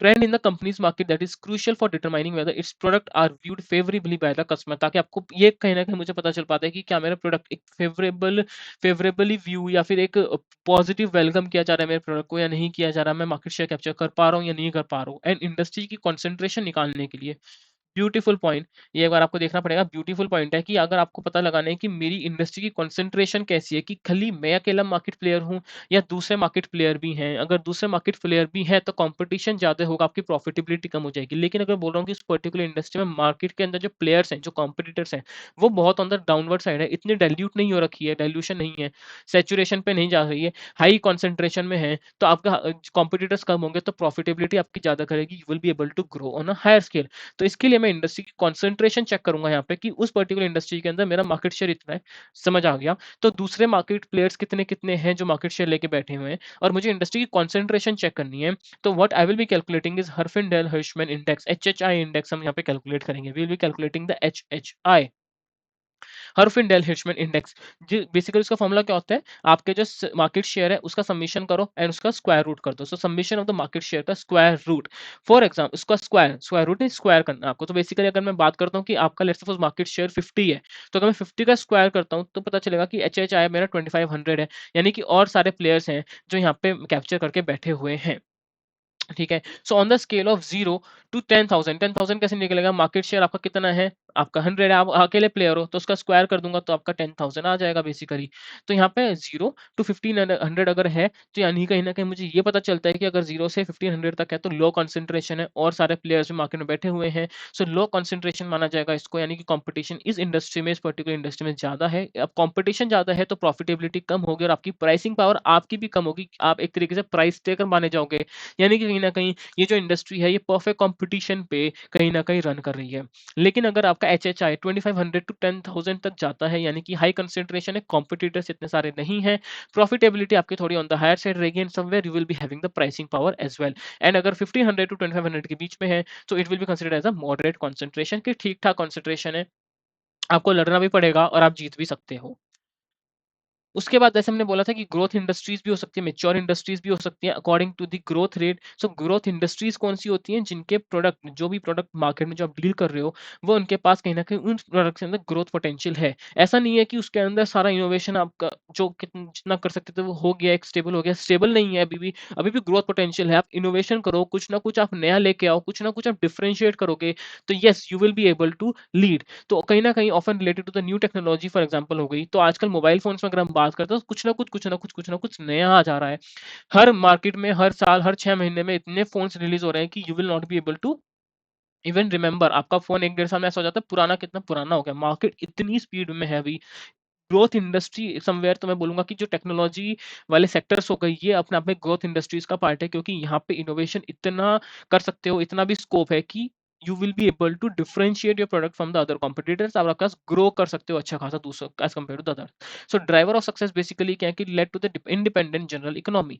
नाउ इंक्लूड इसके अंदर क्या होती है कि यानी ये वाली जो इंडस्ट्री जिनकी हम बात कर रहे हैं, ग्रोथ इंडस्ट्रीज़, ये अभी एक सैचुरेशन पॉइंट पे नहीं पहुंची है। यहाँ पे कहीं न कहीं एक ऐसा स्कोप है कि आप नॉर्मल मार्केट को पेनिट्रेट कर सकते हैं। Now when we look at the mature industries, तो मैच्योर इंडस्ट्रीज कौन सी होती है? जिनके अंदर लिटिल ये नो ग्रोथ पोटेंशियल रह चुका है, क्योंकि जितनी इनोवेशन होनी थी हो चुकी है। इट्स जस्ट दैट कि अब आपको अपना मार्केट शेयर अपना कैप्चर करके रखना है, डिक्रीज नहीं होने देना। तो likely in line with the general economy ही है, जैसी इकोनॉमी चल रही है वैसी आपकी इंडस्ट्री ग्रो करती रहेगी। आप कुछ ओवर एक्साइटेड यहाँ पे कुछ नहीं कर पाओगे, एंड यहाँ पे ये हो सकता है कि आप डिक्लाइन भी कर जाओ अगर यहाँ पे कोई आपका सब्सटीट्यूट प्रोडक्ट आ जाता है। तो आपकी जो इंडस्ट्री है, जिस प्रोडक्ट में आप डील कर रहे हो, वो अगर मैच्योर इंडस्ट्री के अंदर है, तो आपको कहीं न कहीं डर रहेगा कि कोई ऐसा सब्स्टिट्यूट प्रोडक्ट ना आ जाए जिसके बेसिस पे मेरी सेल हो जाए, क्योंकि आपका प्रोडक्ट अब ऐसा कोई डिफरेंशिएटेड नहीं है, ठीक है जी। आपका प्रोडक्ट ऐसा डिफरेंशिएटेड नहीं है, जो जैसा है नॉर्मल है, आप इसके अंदर कुछ इनोवेशन ऐसा नहीं कर सकते हो। ग्रोथ पोटेंशियल उस प्रोडक्ट के अंदर, उस मार्केट के अंदर बिल्कुल ही ना के बराबर ही है। तो यहाँ पे आपको मॉनिटर करना पड़ेगा कि डिसरप्टिव थ्रेट सब्स्टिट्यूट प्रोडक्ट कोई लेके ना आ जाए सस्ते दाम पे। चेंजेस इन कंपटीशन इंटेंसिटी हो सकती है, स्पीड ऑफ डिक्लाइन। अब हम यहाँ पे बात करते हैं स्टाइल बॉक्स की। तो basically what do you mean by the style box? इसको हम यूज करते हैं to classify the industry based on the business. मैं बोलता हूँ on the basis of business cycle sensitivity and the growth rate के हिसाब से। ग्रोथ रेट के हिसाब से कंपनी जो हो सकती है वो मेच्योर इंडस्ट्री हो सकती है, ग्रोथ इंडस्ट्री हो सकती है। बिजनेस साइकिल सेंसिटिविटी के हिसाब से वो डिफेंसिव कंपनी हो सकती है या फिर साइकिलिकल हो सकती है। डिफेंसिव वाली कौन सी? जिसके अंदर जो ठहराव है, थोड़ा बहुत ठहराव है। बिजनेस साइकिल में वो ऊपर नीचे नहीं होगी, सेंसिटिविटी थोड़ी कम होती है। और यहाँ पे बेसिकली कौन सी साइकिलिकल कंपनी जो हम बात करते हैं, साइकिलिकल के अंदर जो हम डिफेंसिव की बात करते हैं, हमने क्या बोला था? दोबारा देख लो, साइकिलिकल के अंदर हमारी वैल्यू कंपनीज आती हैं और डिफेंसिव के अंदर हमारी ग्रोथ कंपनीज आती हैं। चलिए, जब स्टाइल बॉक्स का हम बात करते हैं तो एग्जांपल के रूप में इसको लेते हैं कि फॉर एग्जांपल हमने बोला स्टाइल बॉक्स के अंदर कुछ कंपनीज डिफेंसिव हो सकती हैं, कुछ साइकिलिकल हो सकती है और कुछ कंपनी मेच्योर भी हो सकती है, ग्रोथ भी हो सकती है। फॉर एग्जांपल यूटिलिटी हो गई, बेवरेजेस हो गए, फार्मास्यूटिकल हो गए, these are the defensive companies. Market में कितनी भी फ्लक्चुएशन आ जाए, ये इनकी जो डिमांड है ऐसा थोड़ी बहुत स्टेबल रहेगी, उतनी ऊपर नीचे नहीं जाएगी। और साथ के साथ मैं बोलूँगा कि मैच्योर इंडस्ट्री है। अब आप यूटिलिटीज़ में, बेवरेजेज़ में या फिर फार्मास्यूटिकल में इतना क्या इनोवेशन करेंगे, जो चल रहा है बेसिकली चल रहा है। मैच्योर इंडस्ट्री है, इतना कॉम्पिटिशन से चेंजेस होने के चांसेस नहीं है। लेकिन whenever I talk about the crude oil, natural gases, freight competition, ये भी मैच्योर इंडस्ट्री का पार्ट है, बट साइक्लिकल है। इकोनॉमी में थोड़ा-सा भी चेंज आएगा ना, इनके प्राइसेस अच्छे खासे ऊपर-नीचे होते हैं, डिमांड ऊपर-नीचे होती है। उसके बाद ग्रोथ कंपनीज़ के पर्सपेक्टिव से देखते हैं। तो बायोटेक्नोलॉजी, सॉफ्टवेयर, गेमिंग, यहाँ पे ग्रोथ पोटेंशियल अच्छा खासा है। आपके पास इनोवेशन करने के चांसेस बहुत ज्यादा है, बट डिफेंसिव में बायोटेक्नोलॉजी, सॉफ्टवेयर, गेमिंग। कोविड के टाइम पे भी आप कौन सा घर में बैठ के खाली थे? आप लोग गेम तो खेल ही रहे थे ना। जो गेमर्स थे दे विल बी प्लेइंग, वो लोग अपने स्ट्रीमिंग कर रहे थे नॉर्मली। तो गेमिंग जो हो गया, सॉफ्टवेयर हो गया, biotechnology, these are the defensive companies. इतनी ऊपर नीचे नहीं होगी, हाँ, लेकिन ग्रोथ पोटेंशियल यहाँ पे भी है। उसके बाद हम बात करते हैं साइक्लिकल कंपनीज हो सकते हैं, जैसे semiconductors, fintech, digital advertising. These are the growth companies. Scope है, बट कहीं ना कहीं साइक्लिकल भी है कि थोड़ी बहुत फ्लक्चुएशन से इनमें अच्छी खासी फ्लक्चुएशन देखने के लिए मिल सकती है। तो अभी मैंने इंडस्ट्री को डिफाइन किया, इंडस्ट्री को एनालाइज किया। अब हम बात करेंगे इंडस्ट्री के फैक्टर्स को। विद इन द इंडस्ट्री ऐसे कौन-कौन से फैक्टर्स हैं जो मुझे देखने चाहिए? तो एनालाइज़ करेंगे इंडस्ट्री में, अंदर से भी एनालाइज़ कर रहा हूँ, बाहर के फैक्टर्स को कंसीडर नहीं कर रहे, वो स्टेप 4 है। स्टेप 3 इसकी पोर्टर के 5 फोर्सेस क्या हैं? मुझे इंडस्ट्री के अंदर within the industry check करना है कि बार्गेनिंग पावर कस्टमर की कैसी है, सप्लायर की कैसी है, थ्रेट ऑफ कॉम्पिटिशन कैसा है, राइवलरी देखेंगे, threat of new entrants, barriers to entry and exit है क्या, वो चेक करेंगे, सब्स्टिट्यूट का वो है क्या, थ्रेट हमारे पास बार्गेनिंग पावर ऑफ सप्लायर कैसी है, बार्गेनिंग पावर ऑफ कस्टमर कैसी है। So with in the industry मैं चेक करूँगा कि अब इंडस्ट्री की प्रॉफिटेबिलिटी मुझे अगर चेक करनी है तो ऐसे कौन-कौन से with in the industry factors हैं जो मुझे कंसीडर करने चाहिए। सो उसकी हम उसको एनालाइज़ करने के लिए we will be taking the help of Porter के 5 forces. So in the step 3 we will be understanding कि the industry competitive environment influences the firm strategy. So we'll be determining the industry का competition and long run profitability कैसी है। उसके लिए अगर ऐसा है कि अगर इफ सेम सम और all of them forces are strong, सबकी जो अगर सारे के सारे फोर्सेस, अगर हम बात करते हैं कि राइवलरी अमंग एग्जिस्टिंग कॉम्पिटिटर भी ज्यादा है, various threat of new entrants भी ज्यादा है, बार्गेनिंग पावर ऑफ बायर भी ज्यादा है, बार्गेनिंग पावर ऑफ कस्टमर भी, सप्लायर भी ज्यादा है, सब्स्टिट्यूट प्रोडक्ट्स की थ्रेट भी ज्यादा है। तो अगर मैं बोल रहा हूँ कि कुछ फैक्टर्स, ये सारे के सारे फैक्टर्स अगर स्ट्रांग है, पॉजिटिव है, मैं बोलता हूँ कि राइवलरी भी है, थ्रेट ऑफ कॉम्पिटिशन भी है, सब्स्टिट्यूट प्रोडक्ट का भी थ्रेट है, बार्गेनिंग पावर सप्लायर की और कस्टमर की, दोनों सबकी ज्यादा है, यानी कि पांचों के पांचों फैक्टर्स या फिर कुछ फैक्टर्स मेरे अगर पॉजिटिव है, स्ट्रांग है, तो मैं बोलूँगा कि जो फर्म है आपकी, वो ज़ीरो इकोनॉमिक प्रॉफिट या close to zero economic profit earn करेगी। So you will be somewhere be close to the zero economic profit और द लेस देन ज़ीरो, तो I would not say zero economic profit होंगे या close to zero economic profit आप earn करोगे, अगर कुछ या सारे के सारे फैक्टर्स, सारे के सारे अगर स्ट्रांग निकलते हैं तो। तो सबसे पहला पॉइंट हमारे पास है, यहाँ पे बात करता है rivalry among the existing competitors. क्या राइवलरी है? अगर पॉजिटिव हो जाएगा तो दिक्कत हो जाएगी। तो सबसे पहला हमारा पॉइंट है कि rivalry among the existing competitors. Competitors कितने हैं? वो देख लिया हमने। अब कॉम्पिटिटर्स के अंदर आपस में राइवलरी कैसी? तो मैं बोलूँगा कि सबसे पहले व्हाट दिमाग में क्या-क्या क्वेश्चन्स आएँगे मेरे? सबसे पहले आई विल बी चेकिंग कि क्या कोई हिस्ट्री ऑफ कॉम्पिटिशन है? कॉम्पिटिटर्स के बीच में क्या कॉम्पिटिशन अच्छा खासा होता है? क्या न्यूमरस या रफली इक्वली साइज़ कॉम्पिटिटर्स हैं? क्या ऐसा है कि सारे के सारे बिग-बिग प्लेयर्स हैं या फिर आप अपने में एक बिग प्लेयर हो, छोटे-छोटे प्लेयर्स हैं, तो कॉम्पिटिशन इतना हेल्दी नहीं होगा। हेल्दी इन द सेंस कि इतना स्ट्रांग नहीं होगा कि वो ऐसी कोई स्ट्रैटेजी यूज़ कर पाएँ कि आपको हरा पाएँ। Somewhere you will also be having a power कि आपने अच्छा खासा मार्केट शेयर कैप्चर किया हुआ है। तो वो जो छोटे-छोटे प्लेयर्स हैं, वो आपके सामने इतना सस्टेन नहीं कर पाएँगे। तो मुझे चेक करना पड़ेगा कि कितने कॉम्पिटिटर्स हैं, क्या और रफली इक्वल साइज कंपनीज़ हैं या फिर छोटी-मोटी कुछ आ रखी हैं तो आ रखी हैं। एंड क्या आपका प्रोडक्ट डिफरेंशिएटेड है? अगर डिफरेंशिएटेड नहीं है, तो कॉम्पिटिशन ज़्यादा होने के चांसेस है। अगर आपका प्रोडक्ट डिफरेंशिएटेड है, तो समवेयर आपकी भी एक लॉयल्टी, ब्रांड लॉयल्टी भी होती है, कस्टमर लॉयल्टी भी होती है, वो आपकी साइड होंगे कि ये डिफरेंशिएटेड प्रोडक्ट है, आप ये प्रोडक्ट बेच रहे हो, उनको वो ही चाहिए, तो वो ही आपसे लेंगे, चाहे कॉम्पिटिटर्स कितने भी आ जाएँ। दूसरा, अगर बैरियर्स टू एग्ज़िट अगर हैं क्या? अगर बैरियर टू एग्ज़िट होगा, barriers to exit in the sense कि अगर आप एग्ज़िट करोगे तो ऐसी-ऐसी कॉस्ट लगेंगी, आदमी सोचता है कि नहीं, हमें कॉस्ट इनकर नहीं करनी, हम इंडस्ट्री में ही रहते हैं। तो अगर अगर मैं एग्ज़िट करना चाहता हूँ इंडस्ट्री से, अगर वो डिफ़िकल्ट है कि शट डाउन कॉस्ट मेरी ज़्यादा ऑन द हायर साइड है। So what will the firm will be doing कि वो इंडस्ट्री में रहेंगी, बाहर नहीं जाएँगी, चाहे वो कैसे भी अर्न कर रही हों, तो कॉम्पिटिशन तब भी ज़्यादा रहेगा ही रहेगा। और अगर इंडस्ट्री की ग्रोथ स्लो है, अगर हाँ, तो कॉम्पिटिशन ज़्यादा है फॉर द मार्केट शेयर के लिए हर कोई लड़ता रहेगा। तो ये सारे क्वेश्चन के बेसिस पे आई विल बी डिटरमाइनिंग और अंडरस्टैंडिंग कि क्या कितनी राइवलरी एक्जिस्टिंग कॉम्पिटिटर्स में है। अगर ज़्यादा होगी, तो मेरे पास ज़ीरो इकोनॉमिक प्रॉफिट या close to zero economic profit मैं अर्न कर पाऊँगा क्योंकि मुझे सबसे लड़ना पड़ेगा कम से कम, उसके लिए मेरी profitability on the lower side जाएगी। Point number 2 is the threat of new entrants कि जो न्यू कॉम्पिटिटर्स हैं, कितनी ईज़ी है मार्केट में घुसना। तो अगर कोई सिग्निफिकेंट बैरियर्स हैं मेरे पास, तो अगर मैं बोल रहा हूँ कि यहाँ पे कोई सिग्निफिकेंट बैरियर्स हैं कि मार्केट में आप ईज़िली एज़ सच एंटर नहीं कर सकते हो। फर्म्स को एक तो अगर बैरियर्स टू एंट्री अगर होंगे, तो मेरे पास एक लिबर्टी है कि आई will be maintaining a premium pricing या कॉम्पिटिशन फ्रॉम द कॉर्नर्स, मेरे पास कॉम्पिटिशन थोड़ा कम आएगा, मैं प्रीमियम प्राइसिंग अपने प्रोडक्ट्स की रख पाऊँगा। तो कौन-कौन से क्वेश्चन मेरे दिमाग में आएँगे यहाँ पे कि significant number of new industry entrants है क्या इंडस्ट्री में? क्या कस्टमर लॉयल है मेरी ब्रांड को लेके? क्या कस्टमर को मेरी ब्रांड से इतना लगाव है कि कितने भी ब्रांड, कितने भी छोटे-छोटे सप्लायर्स क्यों ना आ जाए, कॉम्पिटिटर्स क्यों ना आ जाए मार्केट में, बट वो खरीदेंगे मेरा ही। तो मुझे नए लोगों के आने का डर नहीं होगा फिर। अगर हाँ, लग रहा है कि कस्टमर लॉयल्टी नहीं है, उनको जो सस्ता मिलेगा वहीं घुस जाएँगे, अगर परफेक्ट कॉम्पिटिटिव मार्केट है, तो obviously threat of new entrants ज़्यादा होगा।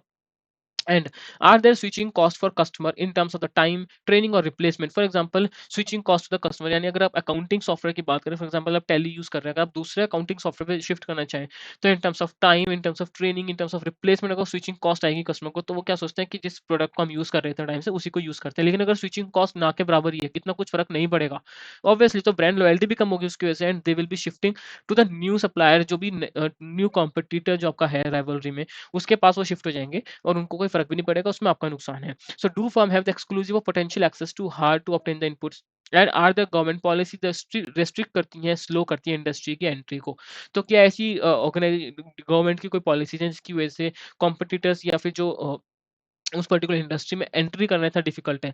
तो हाँ, थ्रेट ऑफ न्यू एंट्रेंस कम होगा, लेकिन अगर ऐसी कोई गवर्नमेंट की पॉलिसी नहीं है, परफेक्ट कॉम्पिटिटिव मार्केट है, कोई भी मार्केट प्लेयर आके कल को इस मार्केट में खेल सकता है, तो कहीं न कहीं threat of new entrant on the higher side होगा एंड इसकी वजह से आपको दिक्कत हो सकती है। उसके बाद हम बात करते हैं थ्रेट ऑफ सब्स्टिट्यूट्स की। तो आपका जो प्रोडक्ट है, क्या वो डिफरेंशिएटेड प्रोडक्ट है या फिर आपका स नॉर्मल प्रोडक्ट है कि कोई भी हर कोई आके बेच सकता है? तो सब्स्टिट्यूट प्रोडक्ट्स के वो आपके प्रॉफिट पोटेंशियल को लिमिट करता है, यस।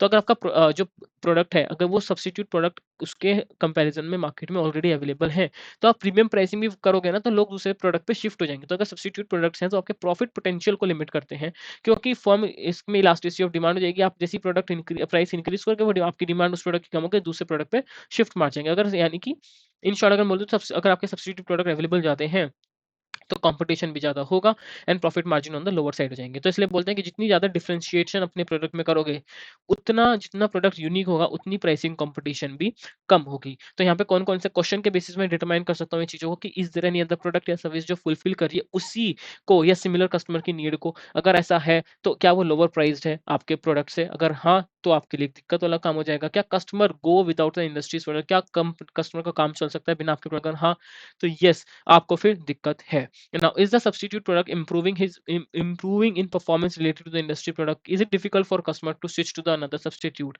तो अगर क्या कंपनी कस्टमर के लिए इतना डिफिकल्ट है दूसरे सब्स्टिट्यूट प्रोडक्ट पे शिफ्ट होना? तो ये सारे क्वेश्चंस के बेसिस पे I will be able to understand कि कितना थ्रेट ऑफ सब्स्टिट्यूट मेरे को है।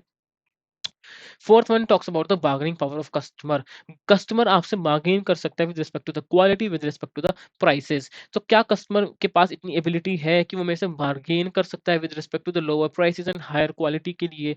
तो अगर ऐसा कुछ होगा तो मेरी इंडस्ट्री की प्रॉफिटेबिलिटी को इफेक्ट करेगा। तो क्या ये मुझे कैसे पता चलेगा कि थ्रेट मतलब बार्गेनिंग पावर कस्टमर के पास है या नहीं है? तो क्या कोई फ्यू या कॉन्सेंट्रेटेड कस्टमर्स ही हैं इंडस्ट्री में, लिमिटेड नंबर ऑफ कस्टमर्स हैं जो मेरे से प्रोडक्ट खरीदते हैं, तो कहीं ना कहीं मुझे उन्हीं को सामान बेचना बेचना है, तो आई विल बी एबल कि मेरे पास बार्गेनिंग पावर कस्टमर के पास obviously on the higher side आ जाएगी। तो वो बोलेंगे कि मुझे प्राइसेस भी कम चाहिए आपसे और मुझे क्वालिटी भी अच्छी खासी चाहिए, क्योंकि आपको बेचना सामान उन्हीं लिमिटेड नंबर ऑफ पार्टिसिपेंट्स को है। And are the industry product standardise है, अनडिफरेंशिएटेड है। अगर इंडस्ट्री का जो प्रोडक्ट है अगर वो स्टैंडर्डाइज है, तो वो आपसे नहीं खरीदेगा, किसी और से भी खरीद लेगा जो उसको अच्छी क्वालिटी का सामान दे रहा होगा और जो लोअर प्राइस पे दे रहा होगा। So they will be shifting to that particular competitor. And are there industry product critical for the customer, अगर इंपॉर्टेंट है कस्टमर के लिए, अगर आप बोलो कि नहीं ये प्राइस इतने में ही बिकेगा, तो आपको वो उनको आपसे इतने में लेना पड़ेगा, तो कहीं ना कहीं बार्गेनिंग पावर ऑब्वियसली होता है लोअर साइड आ जाएगी उससे। क्या कस्टमर बैकवर्ड इंटीग्रेट कर सकता है, यानी अपने आप को बिल्ड कर सकता है rather than buying a thing what the industry is selling? तो क्या अगर आप जो सामान बेच रहे हो, तो क्या कॉम्पिटिटर जो आपका जो सॉरी जो कस्टमर है, क्या कस्टमर बैकवर्ड इंटीग्रेशन करने के लिए कैपेबल है? अगर वो कैपेबल है तो आपसे खरीदेगा नहीं, वो किसी ना किसी का आपके कॉम्पिटिटर को एक्वायर कर लेगा और जो आपसे परचेज करता है वो इन हाउस डेवलपमेंट करनी स्टार्ट कर देगा। तो कहीं ना कहीं बार्गेनिंग पावर कस्टमर के पास आ जाएगी। वो बोलेगा आप नहीं बेच रहे तो कोई बात नहीं, मैं इन हाउस करना भी स्टार्ट कर दूंगा, उसके पास इतना कैपेबिलिटी है, वो इतना कर सकता है बैकवर्ड इंटीग्रेशन।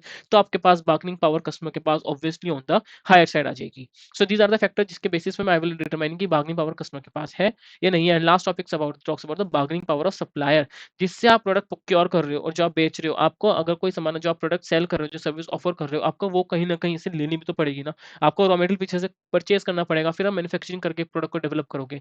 तो क्या सप्लायर के पास एबिलिटी है to raise the prices and limit the supply influences the industry profit? तो क्या सप्लायर के पास इतनी एबिलिटी है जिससे आप सामान खरीद रहे हो, क्या उनके पास इतनी एबिलिटी है कि वो प्राइसेस रेज़ कर सकते हैं या फिर आपकी जो इन्फ सप्लाई है किसी पर्टिकुलर प्रोडक्ट को लिमिट कर सकते हैं? अगर ऐसा है, तो सप्लायर कब पावरफुल होगा? अगर वो बहुत कम है। सप्लायर अगर फ्यू है, so they will be powerful. And जो प्रोडक्ट है वो ऑलरेडी स्कैरसिटी में है, तो उनके पास ऑब्वियसली पावर होगी। So what are the different question that will come into my mind? क्या is there are few concentrated suppliers industry में है, जिनसे मैं सामान खरीदता हूँ? तो येस, उनके पास obviously on the bargaining power उनकी ज़्यादा होगी। And are there significant cost for switching to the supplier? क्या मैं इजीली स्विच कर सकता हूँ कि नहीं कर सकता हूँ? एंड क्या सप्लायर डिफरेंशिएटेड प्रोडक्ट है या स्पेशलाइज्ड कोई प्रोडक्ट अपना बेच रहा है? अगर वो कर रहा होगा, तो मुझे उसी पे स्टिक रहना पड़ेगा, चाहे वो कैसा भी सामान बेच रहा हो मेरे को, क्योंकि वो डिफरेंशिएटेड प्रोडक्ट है, वो जो हर किसी जगह नहीं मिलता है सच कुछ। And are there substitute for the product from the supplier? अगर सब्स्टिट्यूट अवेलेबल है, फिर तो मैं कहीं भी शिफ्ट हो जाऊंगा। अगर वो बोलता है कि वो ज़्यादा दिमाग दिखा रहा होगा, तो आप बोलोगे कि नहीं मैं तेरे से नहीं खरीदूँगा, मैं आपसे नहीं खरीदूँगा, मैं आप किसी और से भी खरीद सकता हूँ।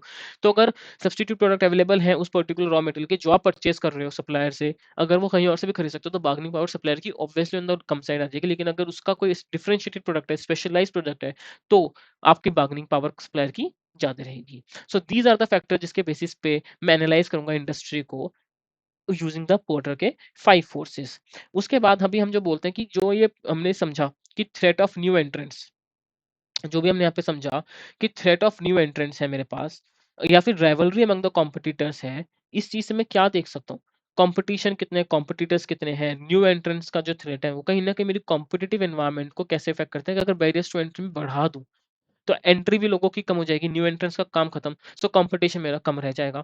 अगर ग्रेटर कंसंट्रेशन है मार्केट में, कॉम्पिटिटर्स ही बहुत लिमिटेड हैं, तो कंपटीशन मेरा कम रहेगा, स्मॉल नंबर ऑफ फर्म्स हैं, लार्ज मार्केट शेयर आपने कैप्चर किया हुआ है, तो कंपटीशन कम, आपके आप प्रीमियम प्राइस भी चार्ज कर सकते हो, आपकी प्रॉफिटेबिलिटी चली जाए ऊपर अच्छी खासे लेवल पे रहेगी। लेकिन अगर मार्केट फ्रेगमेंटेड है, बहुत सारे कॉम्पिटिटर्स मार्केट में, बहुत सारे नंबर ऑफ फर्म्स बैठी हुई हैं, तो स्मॉल मार्केट शेयर होगा एंड कंपटीशन ज्यादा होगा, प्रॉफिटेबिलिटी कम होगी। अगर आपके मार्केट शेयर के अंदर स्टेबिलिटी है, तो कंपटीशन कम होगा। अगर आपकी जो इंडस्ट्री जिसमें आप डील कर रहे हो, आप मोर प्राइस सेंसिटिव है कस्टमर डिसीजन, अगर जो आपके कस्टमर्स हैं, आप एक ऐसी इंडस्ट्री को बिलोंग करते हैं जहाँ पे जो कस्टमर जिनको आप सामान सेल कर रहे हो, अगर वो प्राइस सेंसिटिव है, तो कंपटीशन ज्यादा होगा, जो सबसे कम रेट में सामान बेचेगा उसका प्रोडक्ट ज्यादा बिकेगा। तो टू द सस्टेन करने के लिए कंपटीशन प्राइस वॉर हो जाएगी यहाँ पे, और कहीं ना कहीं प्रॉफिटेबिलिटी भी ऑन द लोअर साइड रहेगी। जितनी मेच्योर इंडस्ट्रीज हैं वो मेरी स्लो ग्रोथ पे रहेंगी, और अगर कोई अनयूज कैपेसिटी है इंडस्ट्री के अंदर, सो इंटेंस प्राइस कॉम्पिटिशन होने वाला है। So this was all about step number 3. Now let's move to step number 4, which talks about external influences क्या क्या हैं। पेस्टल एनालिसिस मुझे यहाँ पे चेक करना है। तो P for political, economical, social, T for technological, L for legal and E for environmental. तो ये सारे फैक्टर्स मुझे चेक करने पड़ेंगे जो मेरी इंडस्ट्री को कहीं ना कहीं इफेक्ट करेंगे बाहर से। तो इनमें से सबसे पहले स्टार्ट करते हैं पॉलिटिकल इन्फ्लुएंसेस है कि पॉलिटिकली मेरी इंडस्ट्री में क्या-क्या इन्फ्लुएंसेस आ सकते हैं। तो important and wide spread effect होता है in the business. For example taxes या रेगुलेशन कुछ चेंज कर दे तो पॉलिटिकली कुछ ना कुछ अगर फैक्टर्स आपको इफेक्ट कर रहे हैं तो अच्छे खासे लेवल पे इफेक्ट कर सकते हैं। ऐसे 3 सेक्टर कौन-कौन से हैं जो पॉलिटिकल इन्फ्लुएंस जिन पे अच्छा खासा है, जैसे हम बोलते हैं कि आपका जो डिफेंस सेक्टर हो गया, जो हेल्थ केयर सेक्टर हो गया, जो एनर्जी सेक्टर हो गया, इनमें पॉलिटिकल इन्फ्लुएंसेस बहुत ज़्यादा है। कैसे ज़्यादा है? जो आपका एनर्जी सेक्टर हो गया, उसमें पॉलिटिकल इन्फ्लुएंस अगर चाहे तो लो और स्टेबल एनर्जी प्राइसेस रख सकती है। Aimed at reducing the emission, आप बोलते हैं कि एमिशन सबसे ज़्यादा कम से कम करो, एंड यहाँ पे एक ओपेक जो organisation of petroleum exporting countries है, वो भी एक सिग्निफिकेंट इन्फ्लुएंस रखता है एनर्जी प्राइसेस पे।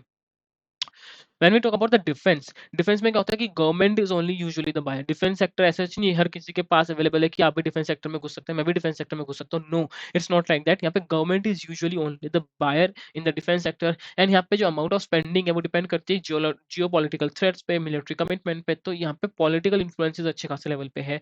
And when we talk about the health care sector, यहाँ पे भी गवर्नमेंट अपने आप में एक लार्ज परचेजर है हेल्थ केयर प्रोडक्ट्स का, for example government hospital and everything. सो यहाँ पे जो गवर्नमेंट है वो इम्प्लीमेंट कर सकती है प्राइस के कंट्रोल्स को और रेशन सर्विसेज को, कंसिडरिंग द हाई प्राइसेस।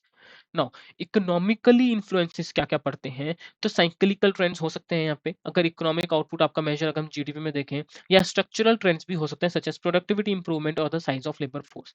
तो अगर जैसे जो इंटरेस्ट रेट इफेक्ट है, finance cost for the firm, जो कहीं ना कहीं अगर इंटरेस्ट रेट, मैं बोल रहा हूँ कि बाहर अगर कोई इंटरेस्ट रेट ऊपर नीचे हो रहा है, आरबीआई ने रेट चेंज किए हैं, तो जिस रेट पे आपको लोन मिलता था, सेविंग्स एवरीथिंग का कोई इंटरेस्ट रेट चेंज हो रहे हैं, तो कहीं ना कहीं आपकी फाइनेंस कॉस्ट पे फर्क आएगा।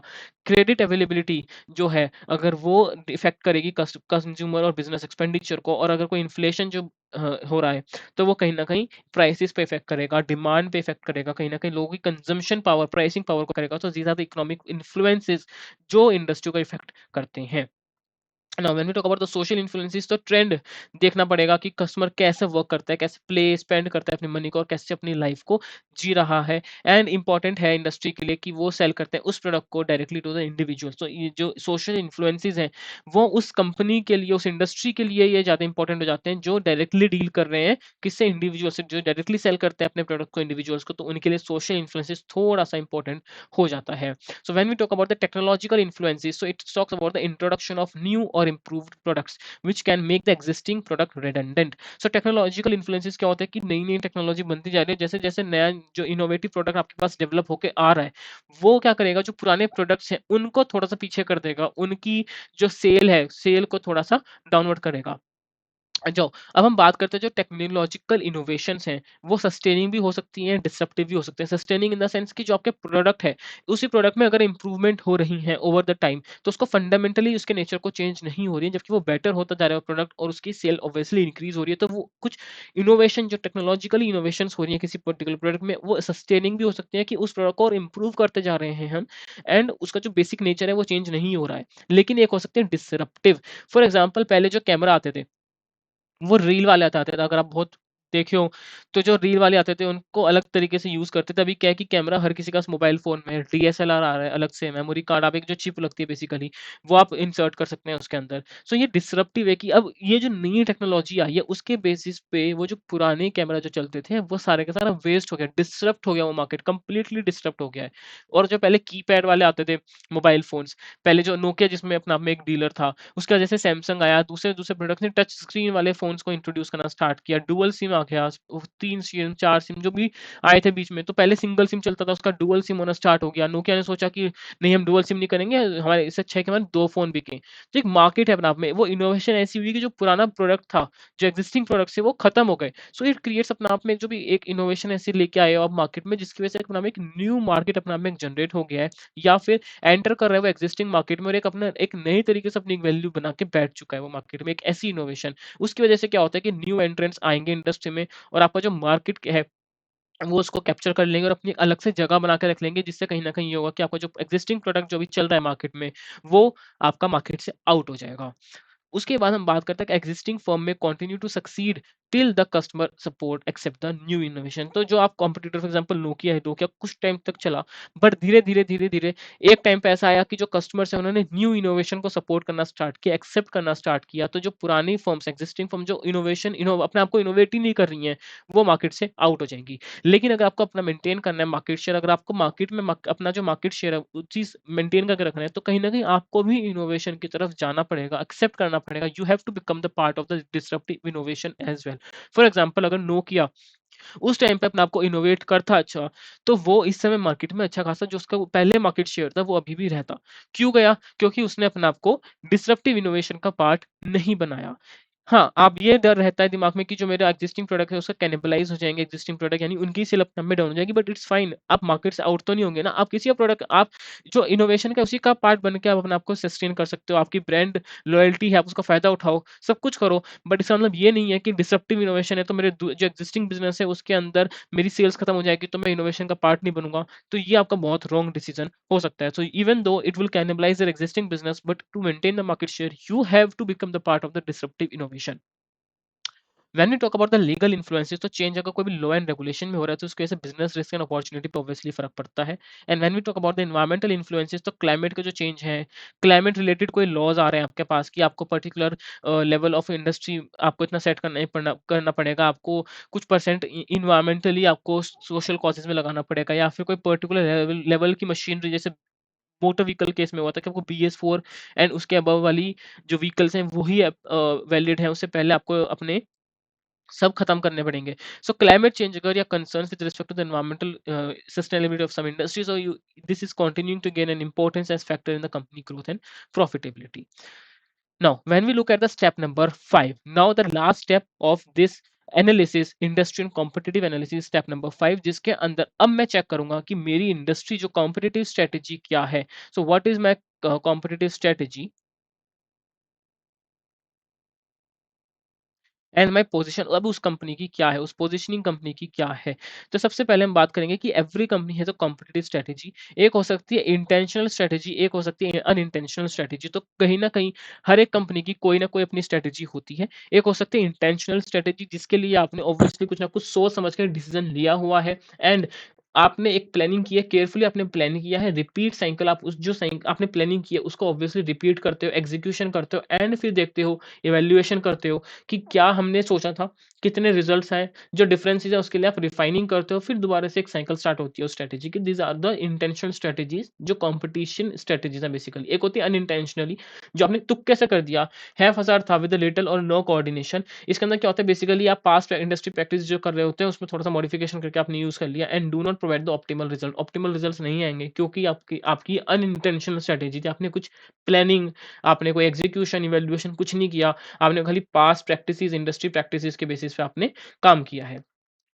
उसके बाद हम बात करते हैं इफेक्टिव कौन-कौन सी कॉम्पिटिटिव स्ट्रैटेजी हैं। So when we look at the effective competitive strategy, produce करती है कंसिस्टेंट रिजल्ट्स को एंड पॉजिटिव इकोनॉमिक प्रॉफिट को। अगर आप इफेक्टिव कॉम्पिटिटिव स्ट्रैटेजी लगाएंगे, रेगुलरली फॉलोअप्स करेंगे, रिफाइनिंग करेंगे उसकी इवैल्यूएट करके and everything, so it will be producing the consistent results and positive economic profit. तो पोर्टर ने, हमारे माइकल पोर्टर ने 3 types of competitive strategy introduce करी है। One is the cost leadership, second one is the product और service differentiation strategy, and last one is the focus strategy. So when we look at the cost leadership, जिसके अंदर आप क्या हो रहा है कि एक परफेक्ट कंपटीशन है, खाली प्राइसेस के बेसिस पे खेल रहे हो कहीं ना कहीं आप, तो आप लोवेस्ट कॉस्ट ऑफ प्रोडक्शन सोचते हो कि मैं लोवेस्ट कॉस्ट ऑफ प्रोडक्शन पे जितना जाऊंगा उतना प्राइसेस, अगर आप फॉर एग्जांपल अगर आप मार्केट परफेक्ट कंपटीशन मार्केट है जिसके अंदर आपको price, you are the price takers, you are not the price makers, आप प्राइस टेकर्स हैं। सब कोई, हर कोई अपने प्रोडक्ट उसी पर्टिकुलर प्राइस पे सेल कर रहा है।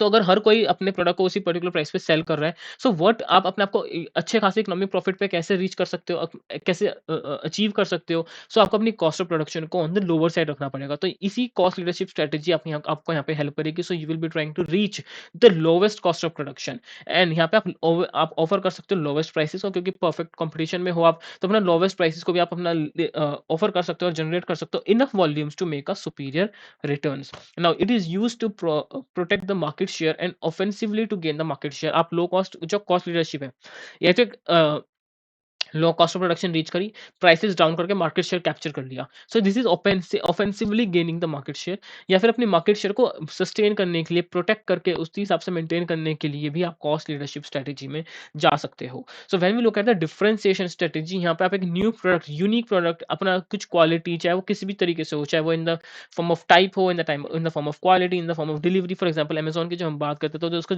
1 डे डिलीवरी का सिस्टम है, दिस इज समथिंग यूनिक जो दूसरे ब्रांड्स अभी इतना फॉलो नहीं कर पा रही हैं। मतलब जो अमेज़न की जो क्वालिटी है with respect to the delivery या with respect to the products, वो दूसरे जो उसके साथ वाले कॉम्पिटिटर्स हैं वो उतना उसको बीट नहीं कर पा रहे, उतना कॉम्पिटिशन नहीं दे पा रहे हैं, तो आपका जो प्रोडक्ट है या फिर आपकी जो सर्विसेज़ है, वो कहीं न कहीं डिस्टिंक्टिव है, जो हर कोई नहीं दे पा रहा है। एंड जो कॉस्ट ऑफ डिफरेंशिएशन है आपकी, वो as compare to the price premium जो आप चार्ज कर रहे हो, उससे ऑब्वियसली कम होगी, तभी आपके लिए फ़ायदा है। एंड जो कस्टमर्स हैं, दैट आर विलिंग टू पे, यानी जो प्राइस प्रीमियम जो आप चार्ज कर रहे हो कस्टमर से, उस जो आपको मिल रहा है, उस वो obviously on the higher side होना चाहिए with respect against the cost of differentiation. अगर कॉस्ट ऑफ डिफरेंशिएशन करने में ही ज़्यादा लग रहा है, प्राइस प्रीमियम आप कुछ चार्ज ही नहीं कर पा रहे हो, तो आप लॉस में जा रहे हो। उससे कोई फायदा नहीं है। नाउ सक्सेसफुल डिफरेंशिएटर्स क्या हो सकते हैं? विल हैव आपके पास आउटस्टैंडिंग मार्केट रिसर्च टीम लगेगी, आपके पास एक स्ट्रॉन्ग प्रोडक्शन पर्सोनल होना चाहिए एंड आपके पास क्रिएटिव एडवर्टाइजिंग पर्सोनल्स होने चाहिए ताकि आपके प्रोडक्ट यूनिक प्रोडक्ट को, फीचर्स को आप आपके प्रमोट कर सकें। Now when we look at the focus strategy, तो ये अपने आप में क्या है, एक फ्यूजन है। किसका फ्यूजन है? कॉस्ट लीडरशिप का अपने आप में, और एक डिफरेंशिएशन, प्रोडक्ट डिफरेंशिएशन का और कॉस्ट लीडरशिप का अपने आप में एक फ्यूजन है, जिसके अंदर आप टारगेट करते हैं किसको? नीश मार्केट को। You are targeting the small market, niche market, उसी मार्केट को आप टारगेट कर रहे हैं, उसकी डिमांड्स को समझ रहे हैं, उसकी नीड्स को समझ रहे हैं, और उसी के हिसाब से एक कुछ डिफरेंशिएट करके और कुछ कॉस्ट लीडरशिप का फायदा उठा के आप एक फ्यूजन करके आप वहां पे उन पर्टिकुलर नीश मार्केट को टारगेट करते हैं, उसे हम बोलते हैं फोकस स्ट्रेटेजी। चलिए जी, अभी एक ये पार्ट है जिसको हम कवर करना चाहते हैं यहाँ पे। ये पार्ट हम कवर कर रहे हैं यहाँ पे, बट आई वुड से कि एक बार आप खुद से भी इसको ढंग से पढ़ना। So with respect to the cost leadership, differentiation and focus strategy के लिए विल बी अंडरस्टैंडिंग कि डिफरेंट एग्जीक्यूशन स्ट्रेटजी यहाँ पे क्या-क्या है। पोर्टर के 5 फोर्सेस हम यहाँ पे किस-किस के अगेंस्ट हम यहाँ पे वर्क कर पा रही हैं। इंडस्ट्री, कौन-सी इंडस्ट्री के लिए कॉस्ट लीडरशिप है, कौन-सी इंडस्ट्री के लिए डिफरेंशिएशन है, कौन-सी इंडस्ट्री के लिए फोकस है, and what are the risk for each of the strategy will be understanding. बस को फटाफट गो थ्रू करते हैं, but it's your responsibility as well कि आप इसको प्रॉपर्ली पढ़ेंगे। सो कॉस्ट लीडरशिप अगर हम बात करते हैं with respect to cost leadership, यहाँ पे इकोनॉमीज ऑफ स्केल का मैं बेनिफिट उठा पाता हूँ। Economies of scale from the fix cost का इतनी low cost of production achieve करनी है, इतनी मल्टीपल वॉल्यूम्स में अच्छी खासी वॉल्यूम प्रोडक्शन करना है कि आपकी इकोनॉमिक्स ऑफ स्केल आपको अचीव हो। You should have a favourable access to the raw materials, and यहाँ पे कल्चर होना चाहिए आपके यहाँ पे एक स्ट्रिक्ट कॉस्ट कंट्रोल का। एग्रेसिवली प्राइसिंग करनी है to gain the high volume, low cost distribution and economics of scope का आप यूज करेंगे। सो यहाँ पे अगर आप कॉस्ट लीडरशिप स्ट्रेटेजी में हैं, तो थ्रेट ऑफ न्यू एंट्रेंस यहाँ पे थोड़ा सा मुश्किल हो जाएगा एज कम्पेयर टू, क्योंकि यहाँ पे कैपिटल रिक्वायरमेंट एंड जो आपने स्केल आपने अचीव किया है, it's not that easy for the new एंट्रेंट कि वो उतनी ही कॉस्ट अचीव कर पाए जितनी आप कर चुके हैं per unit. And bargaining power of customer. So customers can only bring prices down to the cost of marginal producer, leaving the margin to the cost leaders. अगर आप cost leader हैं, तो जितने जो marginal जो आप दूसरे लोग बेच रहे हैं वहीं तक वो cost down कर सकते हैं, बट क्योंकि आप एक अपना में cost leader हैं जो एक अपनी अच्छी खासी cost एक लो लेवल तक ला चुके हैं, तो जो रेट मार्केट में चल रहा है, प्रिवेलिंग है, अगर आप उसी रेट पे बेचोगे तब भी आप अच्छा खासा इकोनॉमिक प्रॉफिट अर्न कर पाओगे। तो बार्गेनिंग पावर ऑफ कस्टमर इतना नहीं बचेगा उनके पास। And when you talk about the industry rivalry, so rivalry may not be able to compete on the prices with the cost leader, क्योंकि अपने आप में एक अलग ही तरीके से आप एक अपनी ही लो कॉस्ट अचीव कर चुके हो, जो कि सबके लिए अचीव करना इट्स नॉट दैट इजी। उसके बाद कौन सी इंडस्ट्री यहाँ पे बेसिकली अप्रोप्रिएट है? जो कैपिटल इंटेंसिव है, प्राइस कॉन्शियस कस्टमर्स जिस इंडस्ट्री में है, कस्टमर्स वैल्यू नहीं करते या नोटिस नहीं करते प्रोडक्ट के डिफरेंसेस को, उन्हें बस काम से मतलब है, एक यूज प्रोडक्ट यूज किया, फेंक दिया, काम खत्म। तो आपके प्रोडक्ट में क्या डिफरेंसेस हैं, क्या चीज़ें हैं, वो कोई नोटिस नहीं करते, उनके लिए कोई मायने नहीं रखती। प्लस आप ऐसी इंडस्ट्री में जहाँ पे मिनिमल इनोवेशन है उस इंडस्ट्री में, तो फिर कॉस्ट भी क्या आएगी, आप कॉस्ट लीडरशिप में आराम से जा सकते हो। रिस्क क्या है कि कॉस्ट इन्फ्लेशन हुआ, सो लॉस ऑफ डिसिप्लिन होगा। टेक्नोलॉजिकल चेंज, जिसकी वजह से क्या होगा, loss in the cost leadership of market share and desire of premiumisation among the customer. अगर वो चाहते हैं कि थोड़ी बहुत प्रीमियम आ जाए, हमारे कस्टमर्स के मन में आता है कि मुझे थोड़ी बहुत प्रीमियमनेस भी चाहिए। अब प्रीमियमनेस देने के लिए कॉस्ट तो आपको बढ़ानी पड़ेगी फिर। अब कॉस्ट बढ़ाओगे तो फिर आपको दिक्कत है, तो फिर आप कॉस्ट लीडरशिप का हिस्से में थोड़ी-सी दिक्कतें आएँगी। When we talk about the differentiation आप कैसे करते हो? आपको इन्वेस्टमेंट करनी पड़ती है एडवर्टाइज़मेंट के अंदर, कस्टमर ब्रांड के ऊपर, है ना? प्रोप्राइटरी डिस्ट्रीब्यूशन चैनल्स के ऊपर you have to differentiate product के अंदर, सर्विसेज़ के अंदर, क्वालिटी के अंदर आपको कहीं न कहीं डिफरेंशिएशन लाना पड़ेगा। आप यूज़ करोगे अपने ट्रेडमार्क, कॉपीराइट, पेटेंट्स का, ताकि आपके लोग आपके प्रोडक्ट कॉपी ना करें। आपको सुपीरियर क्वालिटी, यूनिक फीचर्स लोगों को देने पड़ेंगे। यहाँ पे कस्टमर को जो एक्सपीरियंस मिलना चाहिए आपका प्रोडक्ट यूज़ करके, वो एक स्ट्रॉन्ग और अच्छा खासा मिलना चाहिए। वो एक कल्चर होना चाहिए, प्रीमियम प्राइसिंग आप चार्ज करोगे, एंड इंटीग्रेशन होना चाहिए services and software and hardware का। यहाँ पे जो थ्रेट है न्यू एंट्रेंट्स का, वो कम हो जाएगा क्योंकि आप एक डिफरेंशिएटेड प्रोडक्ट बेच रहे हो, सब्स्टिट्यूशन का भी इफेक्ट बहुत कम हो जाएगा। बार्गेनिंग पावर ऑफ कस्टमर इसलिए कम हो जाएगी क्योंकि वो अनविलिंग हो गए टू कंपेयर द शॉप और स्विच, क्योंकि आप एक डिफरेंशिएटेड प्रोजेक्ट, स्पेशलाइज्ड प्रोजेक्ट आप प्रोडक्ट आप उनको सेल कर रहे हो, व्हिच इज़ नॉट ईज़िली वो जो दूसरे प्रोडक्ट्स हैं वो नहीं दे पाएँगे, दूसरे एंट्रेंट्स नहीं दे पाएँगे वो प्रोडक्ट, क्योंकि आपने कहीं न कहीं कॉपीराइट, पेटेंट, ट्रेडमार्क भी लिया हुआ है। सो इट विल हेल्प यू कि जो कस्टमर्स हैं वो आपके प्रोडक्ट को छोड़ के कोई दूसरा प्रोडक्ट यूज नहीं करेंगे। And bargaining power of supplier vessel that the company may have the ability to pass along the prices increase to the customer and or margin to increase the cost increases। अब यहाँ पे industry कौन कौन सी appropriate है जहाँ पे price एक factor नहीं है, कस्टमर्स को प्राइस से कोई लेना देना नहीं, आप कोई भी प्राइस चार्ज करो, प्रीमियम प्राइस चार्ज करो, उनको बस क्वालिटी और एक डिफरेंशिएटेड प्रोडक्ट से मतलब है। एंड कस्टमर वैल्यू करते हैं डिस्टिंक्टिवनेस को, यानी कि आपने कुछ नया किया तो वो उसको वैल्यू करते हैं, उसको नोटिस करते हैं rather as compare to the cost leadership, जिसके अंदर कुछ जो कस्टमर्स हैं वो खाली कॉस्ट को देखते हैं, वो अपने क्या डिफरेंशिएशन कर रखा है, क्या डिफरेंस है, उसको कुछ नोटिस ही नहीं करते। नाउ अब आप इसमें अगर मार्केट डिफरेंशिएशन स्ट्रेटेजी क्या कौन कौन सी इंडस्ट्री वो है जहाँ पे इनोवेशन का स्कोप है। अगर आप इनोवेशन करोगे, कुछ नया हट के लेके आओगे, तो आप यहाँ पे चार्ज कर सकते हो, यहाँ पे प्रीमियम प्राइस भी आप कर सकते हो। रिस्क क्या है कि इमिटेशन बाय द कॉम्पिटिटर्स, यानी जो कॉम्पिटिटर्स हैं आपके, अगर वो आपके प्रोडक्ट को कहीं ना कहीं कॉपी करना स्टार्ट कर दे, उसके जैसा कोई प्रोडक्ट लेके आ जाए मार्केट में, तो फिर आपको दिक्कत हो जाएगी। या फिर buyer become sophisticated with respect to the no longer demand of the service, अगर उनको लगता है कि सोफिस्टिकेटेड हो गए हैं, उसको आपके प्रोडक्ट की डिमांड नहीं है, या फिर उनको थोड़ा बहुत प्राइस ही लगने लगा है, उनको थोड़ा सा कस्टमर को थोड़ी कॉस्ट कम चाहिए, या फिर may preclude the high market share as a customer value exclusivity।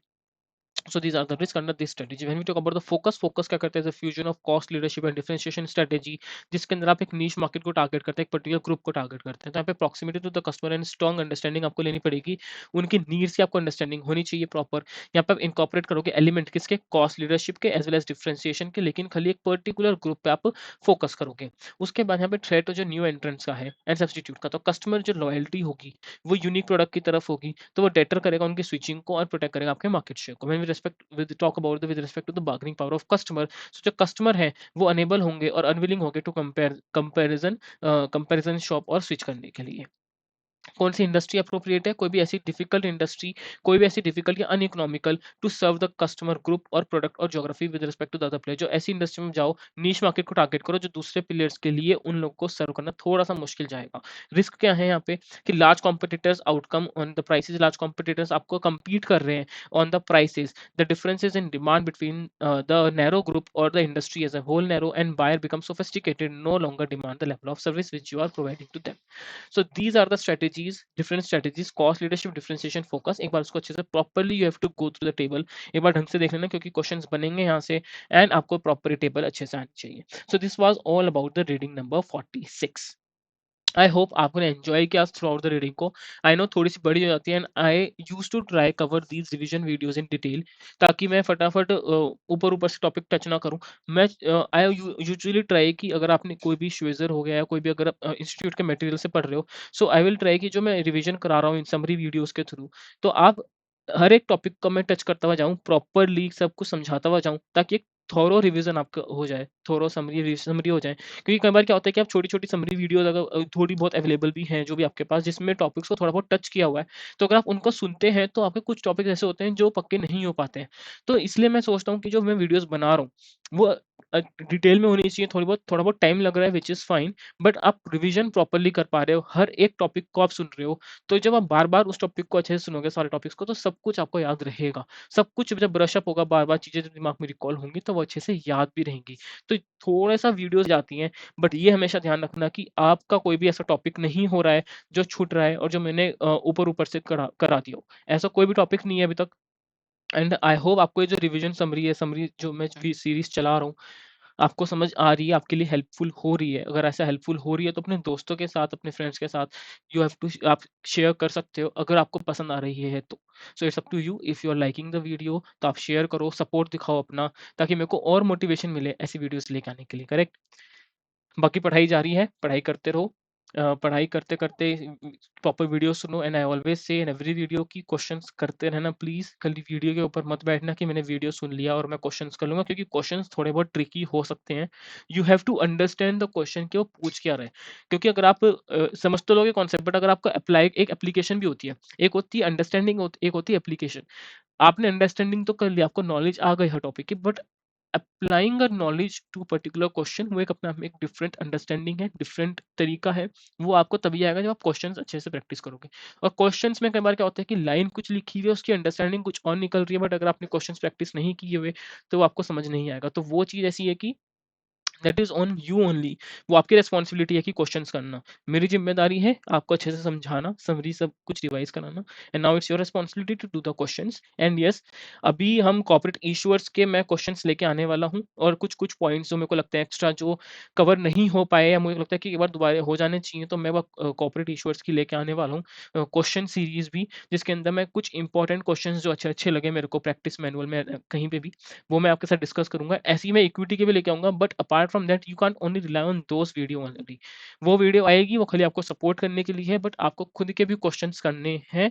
हो सकता है कि कोई क्वेश्चन आपके लिए डिफिकल्ट हो, तो यू हैव टू मार्क, आप मार्क करके रखो कि ये क्वेश्चन मेरे को यहाँ दिक्कत की थी। आप एक शीट बना लो जिसमें आप कोई एरर्स करते हो तो वो लिख लो कि मैं इस क्वेश्चन में ये एरर करता हूँ, ये मुझे याद करना है। तो वो जो मिस्टेक वाली सीरीज है ना, उसको भी आप याद कर सकते हो बार बार कि यार मैं यहाँ मिस्टेक करता हूँ इस क्वेश्चन में, और मैं ये आगे से नहीं करूंगा। ठीक है, तो एक मिस्टेक शीट बना लो, एक समरी शीट बना लो, कौन कौन से क्वेश्चन अच्छे हैं वो आप कर लो। So it's basically upon you only कि आप कितनी मेहनत डालते हो। आप अपनी साइड से कितनी मेहनत डाल रहे हो, उतना अच्छा रिजल्ट निकलेगा।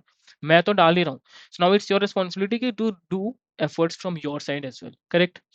चलिए जी, इस वीडियो में बस इतना ही, मिलते हैं रीडिंग नंबर 47 में। Till then bye bye.